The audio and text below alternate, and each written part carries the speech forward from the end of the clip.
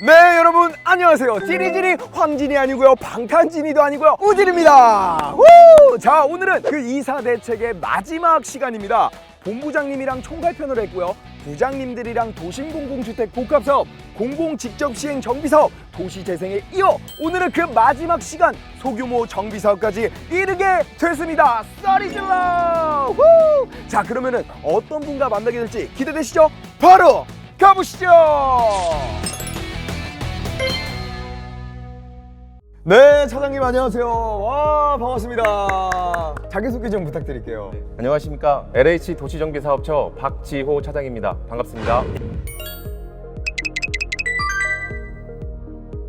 이야, 반갑습니다. 저희가 그동안 영상이 1탄에서 4탄까지 영상이 올라왔거든요. 어느 분이 가장 잘하시는 것 같나요? 앞서 출연하셨던 네 분 다 잘하셨던 것 같은데요. 김백용 본부장님이 조금 더 낫지 않았나 생각이 들어서 김백용 본부장님이 출연하셨던 이사대책 총괄편을 보면서 연습 많이 했습니다. 가장 직급이 또 높기 때문에 또 그런 말씀을 해주신 건 아니시죠? 노코멘트 하겠습니다. 오늘은 바로 소규모 정비 사업에 대해 이야기를 한번 해볼 거예요. 어떤 내용인지 좀 소개 좀 부탁드릴게요. 소규모 정비사업은 신축 건물과 노후 건물이 혼재되어 있어 광역적 개발이 어려운 지역들을 소규모로 재개발하거나 소규모 주택 정비 관리 지역을 지정하여 가로주택, 자율주택 등 개별 사업을 추진하여 주택 공급을 확대하는 사업입니다. 마지막 시간이라서 어느 정도 좀 공부를 해왔거든요. 이번 이사 대책에서는 그 소규모 정비 사업이 크게 두 가지로 나뉘는 걸로 알고 있어요. 기존 사업이랑 뭐가 다른지 그것도 좀 사실 궁금해요. 역세권 중공업 지역에서 토지 등 소유자들이 지역 여건에 따라 사업 시행 예정구역 경계를 지정해서 지자체에 제한하는 것과 용적률 인센티브를 파격적으로 준다는 것, 그리고 1년 이내에 주민 5분의 4 이상 동의를 확보하게 되면 사업 시행 구역으로 확정되고 수용권이 부여된다는 점이 다릅니다. 도심 공공주택 복합 사업에서도 역세권이랑 그 중공업 지역에도 있던 것 같은데 대상지가 좀 동일하네요. MC님이 되게 예리하시네요.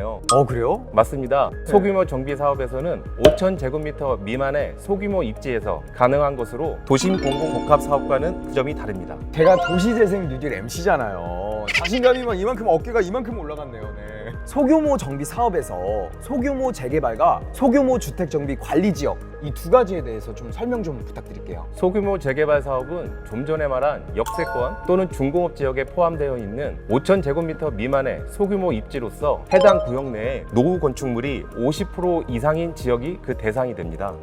그래서 소규모 있는 거군요. 소규모 재개발은 어떻게 이렇게 진행이 되는 건가요? 공공 직접 시행 정비 사업 때 사전 컨설팅을 받는다고 했잖아요. 네. 이것도 동일합니다. 조합 또는 토지 등 소유자들이 사전 컨설팅을 받고 토지 등 소유자 4분의 1 이상 동의를 거쳐 소규모 재개발 사업을 신청하게 되면 지자체가 사업 시행 예정 구역을 지정하게 됩니다. 이후 1년 이내에 주민 5분의 4 이상의 동의를 확보하게 되면 사업 시행 구역으로 확정되고 수용권도 부여됩니다. 이후에는 사업 계획 승인, 부지 확보, 착공 순으로 진행됩니다. 진짜 궁금한 게 있는데 만일 조합원분들이 나 진짜 동의 안 한다고 하면은 이건 어떻게 하는 건가요? 사업 시행 예정 구역 지정 이후 1년 내에 주민 동의 요건을 충족하지 못하는 경우에는 예정 구역을 해제해서 사업 장기화를 방지합니다. 빠른 사업 진행을 위해서 또 이렇게 하는 거군요. 또 여기저기 신청하는 것도 또 굉장히 많잖아요. 공공이 주도하는 소규모 재개발 어떤 장점이 있는지 메리트 좀 한번 설명해 주세요. 역세권은 용도 지역을 준주거 지역으로 상향하게 되면 용적률을 700%까지 확보할 수 있게 됩니다. 여기서 용적률 상승분의 50%에 해당하는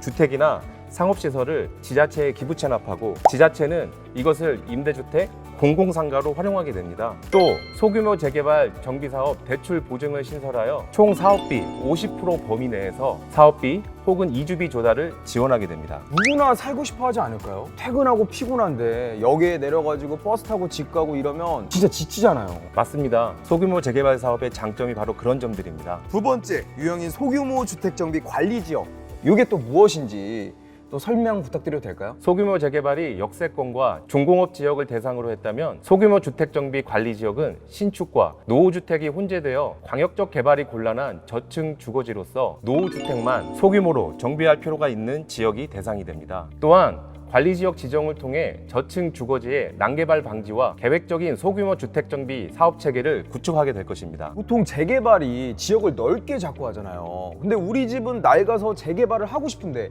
옆집은 지은 지 얼마 안 됐고, 이런 경우에 진짜 꼭 필요하겠네요. 그럼 여기서 제가 질문 타임 들어가도록 하겠습니다. 소규모 주택 정비 관리 지역은 어떠한 장점들이 있나요? 소규모 주택 정비 관리 지역의 핵심은 신속한 사업 추진이 가능하다는 것입니다. 소규모 주택 정비 관리 계획이 수립되면 지구 단위 계획과 활성화 계획의 수립 변경 등이 의제됩니다. 이렇게 되면 신속한 정비가 가능해지는 것이죠. 또 관리 지역 내에 가로주택과 자율주택 정비 사업에 특례를 부여합니다. 가로주택에 특례를 부여하면 세로주택에도 좀 어떻게? 가로는 도시에 있는 6m 이상의 도로 등을 말하고 이러한 도로로 둘러싸인 지역을 바로 가로구역이라고 합니다. 그 가로.